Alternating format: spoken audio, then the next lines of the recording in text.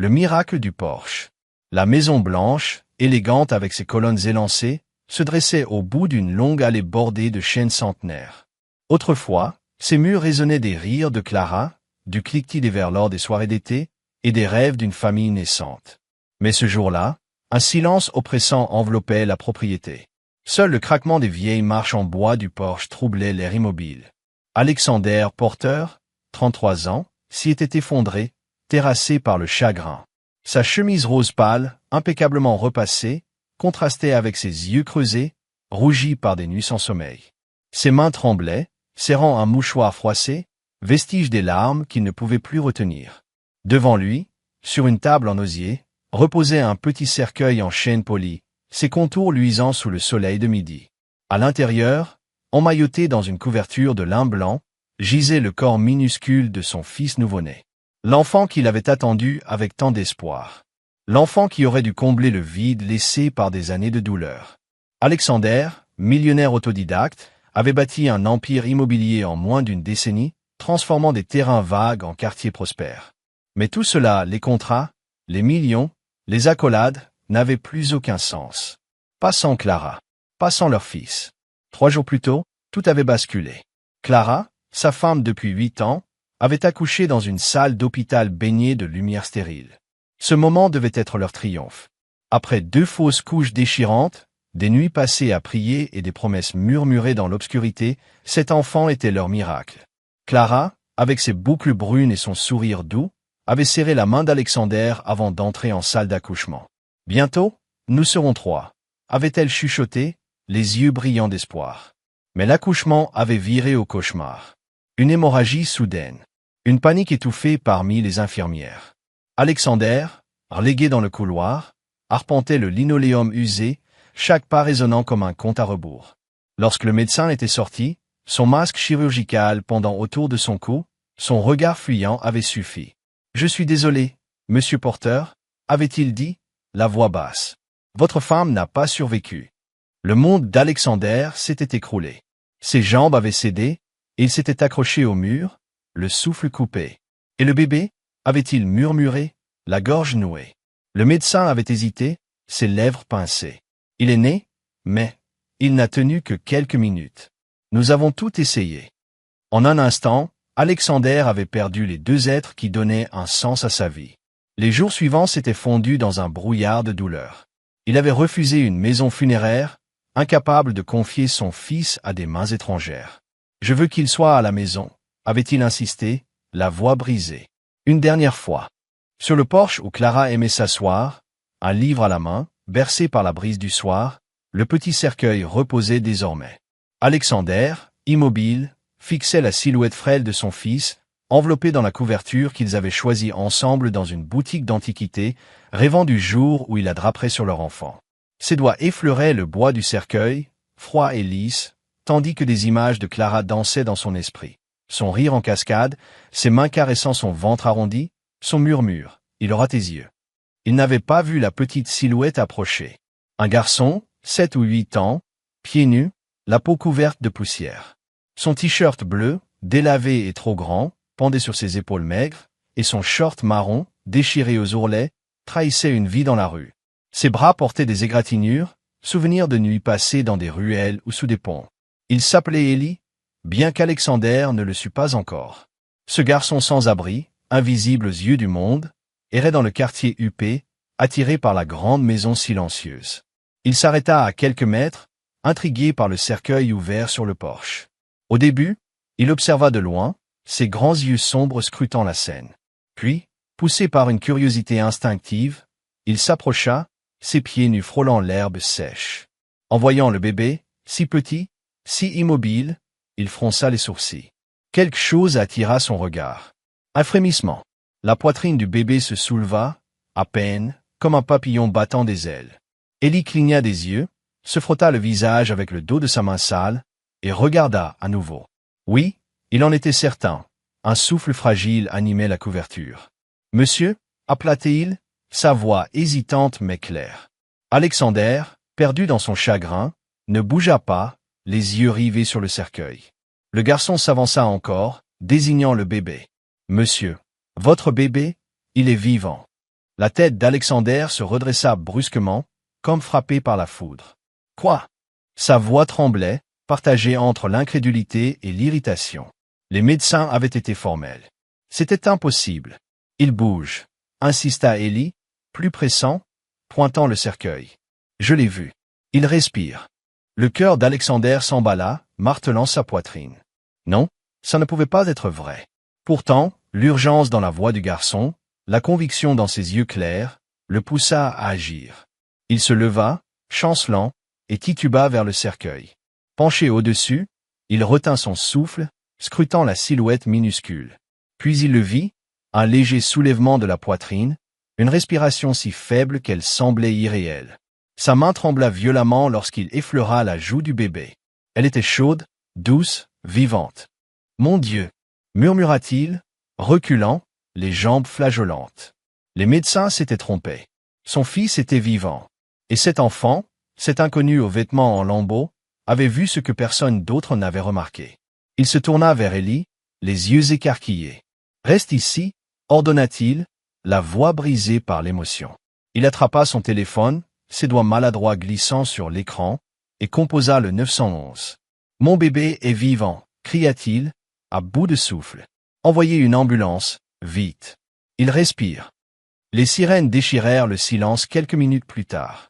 Ellie, immobile près du porche, observait, ses mains serrées nerveusement. Les ambulanciers montèrent les marches en courant, leurs sacs médicaux cliquetant. « Pouls faible, mais présent », lança l'un d'eux après avoir examiné le bébé. « On l'emmène tout de suite. » Alexander grimpa dans l'ambulance, sa main ne quittant jamais celle, minuscule, de son fils. Son monde, englouti par le désespoir une heure plus tôt, vibrait désormais d'un espoir terrifiant. Les rues de la ville défilaient à toute vitesse à travers les vitres, mais Alexander n'avait Dieu que pour son fils. « Tiens bon, mon petit », murmura-t-il, sa voix tremblante mêlée de peur et d'amour. À l'hôpital, une équipe de néonatologistes attendait. La salle des urgences s'anima d'un balai frénétique. Machines bipant, voix des médecins lançant des ordres, l'oxygène sifflant dans le masque miniature posé sur le visage du bébé. Alexander, relégué à quelques mètres, serrait les poings, respirant à peine. Chaque seconde semblait une éternité.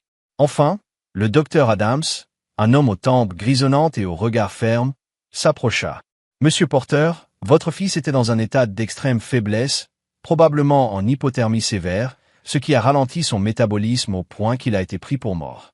Mais il est stabilisé maintenant. Avec des soins intensifs, il va s'en sortir. » Alexander s'effondra sur une chaise, le visage enfoui dans ses mains, secoué de sanglots silencieux. Des larmes de soulagement coulaient sur ses joues, mêlées à la douleur persistante de la perte de Clara. Son fils, son petit Benjamin, comme ils avaient prévu de l'appeler, était vivant. Contre toute attente, il avait une seconde chance. Mais au milieu de ce tourbillon d'émotions, une pensée le frappa comme un éclair. Le garçon. Ellie. Celui qui avait tout changé. Il se releva d'un bond, le cœur battant, et quitta l'hôpital en courant, laissant derrière lui le bip régulier des machines et l'agitation des infirmières. Dehors, le soleil déclinait, baignant la ville d'une lueur orangée. Lorsqu'il arriva chez lui, l'allée était déserte, les ambulanciers partis, le porche silencieux. Mais là, assis sur la dernière marche, les bras autour de ses genoux maigres, se tenait Ellie. Ses yeux sombres, brillants d'une sagesse bien au-delà de son âge, fixaient l'horizon comme s'il attendait quelque chose ou rien. Alexander s'agenouilla devant lui, essoufflé. « Ellie, » dit-il doucement, sa voix tremblante d'émotion. « Comment as-tu su ?» Le garçon haussa les épaules, ses doigts jouant nerveusement avec un fil effiloché de son short. « J'ai vu qu'il bougeait, » murmura-t-il. « J'ai déjà vu des bébés, dans la rue, parfois. Des mamans qui les serraient fort, même quand ils étaient faibles. Je savais qu'il n'était pas mort. » Alexander sentit sa gorge se serrer. Ce garçon, à peine plus grand qu'un murmure dans un monde qu'il ignorait, avait un instinct que les médecins, avec leurs diplômes et leurs machines, n'avaient pas eu. Il tendit la main pour toucher l'épaule d'Ellie, mais hésita, voyant la méfiance dans ses yeux. « Où est ta famille, Ellie ?» demanda-t-il, presque à voix basse. Ellie baissa la tête, ses doigts s'immobilisant. « J'en ai pas, » dit-il simplement. « Ma mère, elle est partie il y a longtemps. Je me débrouille. Je dors où je peux. Les gens me voient pas, d'habitude. » Ces mots frappèrent Alexander comme un coup de poing. Ellie, avec ses pieds nus couverts de cicatrices, son t-shirt déchiré et son regard hanté, était un fantôme aux yeux du monde. Et pourtant, c'était lui qui avait redonné vie à son fils, à son avenir. Alexander sentit quelque chose se briser en lui. Pas seulement la douleur, mais l'indifférence qu'il avait lui-même portée au monde avant ce jour. Combien de fois avait-il croisé des enfants comme Ellie sans s'arrêter, sans voir? « Tu as sauvé mon fils, dit-il, la voix rauque. Tu m'as sauvé, Ellie. Je ne pourrai jamais te rembourser, mais je te promets une chose, tu ne seras plus jamais seul. » Il tendit la main, paume ouverte, un geste simple mais lourd de sens. Ellie le fixa un long moment, ses yeux passant de la main tendue au visage d'Alexander. Puis, lentement, comme s'il craignait que tout cela ne disparaisse, il posa sa petite main dans celle de l'homme. Ce soir-là, Alexander contacta les services sociaux et un ami avocat pour s'assurer qu'Ellie serait en sécurité. Il ramena le garçon à l'intérieur de la grande maison blanche, où les murs semblaient moins froids pour la première fois depuis des jours. Dans la cuisine, il prépara un repas simple, un bol de soupe chaude, du pain frais et une pomme rouge brillante. Ellie, assis à la grande table en chêne, dévora chaque bouchée avec une avidité silencieuse, comme s'il craignait que la nourriture ne disparaisse. Après un bain chaud, le premier qu'Ellie se souvenait avoir pris dans une vraie salle de bain, Alexander lui trouva des vêtements propres dans une vieille boîte de don, un pyjama bleu marine un peu trop grand, mais doux et chaud. Le lendemain matin, Alexander retourna à l'hôpital. Benjamin, enveloppé dans une couverture d'hôpital, reposait dans une couveuse, ses petits doigts s'agitant faiblement. Les médecins avaient bon espoir, ses signes vitaux s'amélioraient d'heure en heure. Alexander, penché au-dessus de lui, murmura « Tu es là grâce à lui, mon petit ». Ses larmes tombèrent sur le verre de la couveuse, mais pour la première fois, il sentit une lueur d'espoir percer son chagrin. Plus tard, dans la chambre d'hôpital, il s'assit près d'Ellie, qui observait Benjamin avec une curiosité mêlée de timidité. « Ellie, dit Alexander, posant une main douce sur son épaule. Je veux que tu restes avec nous. Pas juste pour un jour ou deux. Pour de bon. Si tu es d'accord. » Les yeux d'Ellie s'écarquillèrent, brillant d'une émotion qu'il semblait ne pas savoir nommer. « Tu veux dire, vivre avec vous, comme une famille ?»« Oui, » répondit Alexander, sa voix ferme malgré les larmes qui menaçaient. « Tu mérites une maison, Ellie. Tu mérites une famille. Tu as sauvé Benjamin, et tu m'as sauvé moi. » Ellie cligna des yeux rapidement, comme pour chasser une poussière invisible. Puis, pour la première fois, un sourire timide éclaira son visage, révélant une fossette sur sa joue gauche. « D'accord, » murmura-t-il. Dans les semaines qui suivirent, Alexander plongea dans les démarches juridiques. Avec l'aide de son avocat et des services sociaux, il entama le processus d'adoption d'Ellie. Ce ne fut pas simple, des formulaires, des entretiens, des questions sur sa capacité à élever 2 enfants seuls après la perte de Clara. Mais chaque fois qu'il doutait, il regardait Ellie, qui apprenait à lire avec un tuteur dans le salon, ou Benjamin, qui gagnait en force dans sa chambre d'hôpital. Ils étaient sa raison de continuer. La grande maison blanche retrouva peu à peu sa chaleur. Les jouets d'Ellie, des petites voitures et un ballon de foot offert par Alexander, s'éparpillèrent dans le salon. Benjamin, rentré à la maison après un mois en néonatologie, dormait dans un berceau près de la fenêtre, bercé par le chant des oiseaux que Clara aimait tant. Ellie, désormais inscrit à l'école du quartier, portait un cartable neuf et des baskets blanches qui scintillaient au soleil. Il parlait peu de son passé, mais parfois, le soir, il racontait à Alexander des bribes de sa vie dans la rue, des nuits sous les ponts, des repas volés dans des poubelles, des regards fuyants des passants. Chaque mot renforçait la détermination d'Alexander à lui offrir un avenir.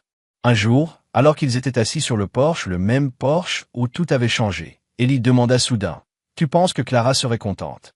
Alexander, tenant Benjamin contre son épaule, sentit son cœur se serrer. Il revoyait Clara, son sourire, ses mains posées sur son ventre. « Oui, Ellie, » répondit-il doucement. « Elle t'aurait aimé. Elle aurait dit que tu es notre ange. » Des mois plus tard, lorsque des amis ou des collègues demandaient à Alexander comment il avait surmonté une telle tragédie, il souriait simplement, un éclat nouveau dans les yeux. « Un petit garçon sans abri m'a redonné la vie, » disait-il. Et en regardant Ellie courir dans le jardin, riant aux éclats avec un cerf-volant, ou Benjamin gazouillait dans ses bras, il savait que, malgré la douleur, il avait trouvé une famille. Une famille née d'un miracle sur un porche. Si cette histoire vous a touché, laissez un j'aime et abonnez-vous pour découvrir d'autres récits émouvants et inspirants. Dites-nous dans les commentaires d'où vous nous regardez et quelle partie de l'histoire vous a le plus marqué. Restez curieux, restez à l'écoute, et à très bientôt pour une nouvelle histoire.